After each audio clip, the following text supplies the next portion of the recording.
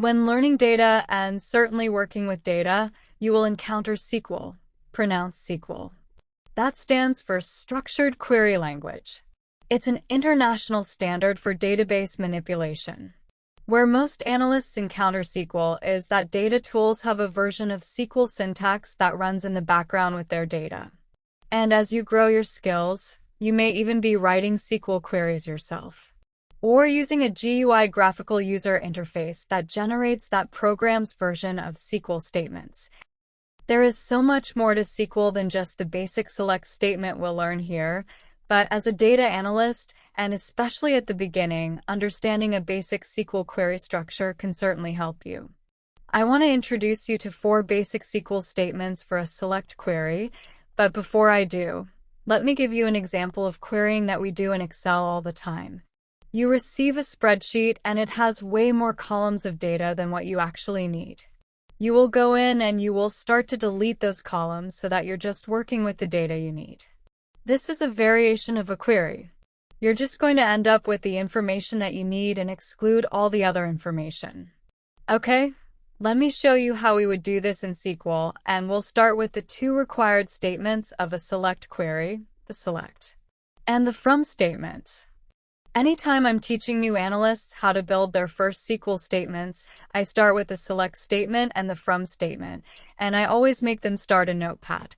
I'm less concerned about the syntax because there are variations of syntax for SQL based on the program you're using.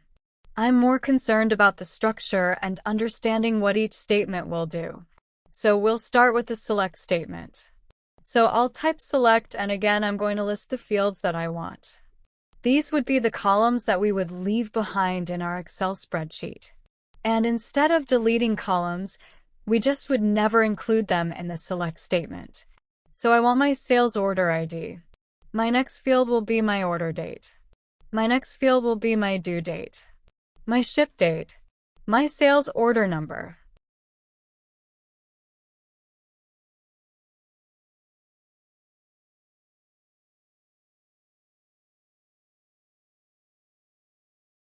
Because I'm in Notepad, just go ahead and press enter here. I also want to include my customer ID. I want to include my subtotal, my tax amount, my freight, and my total due. Now it's not enough to have a select. We also have to have the from, and from is where we put the table or view that the information is stored in. So I'll go ahead and press enter.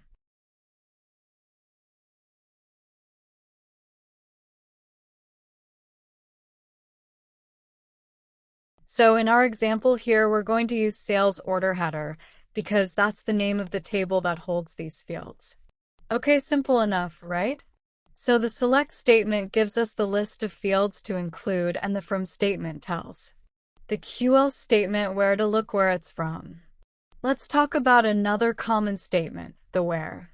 The where statement is a filter. So I'll go to my next line and I'll type where I only want to see orders where the total due is greater than 5,000. So I'll type total due is greater than 5,000. So now I'm pulling just the fields in the select from the table called sales order header where the total due is greater than 5,000.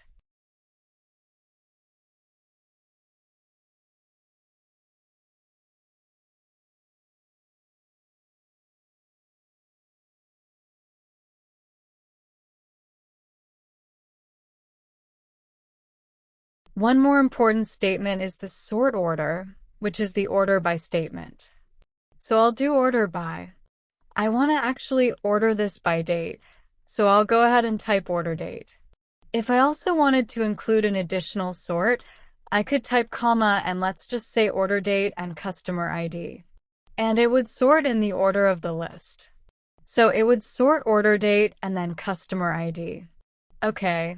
Maybe we want it to be opposite of that. Maybe we want our customers to be sorted first.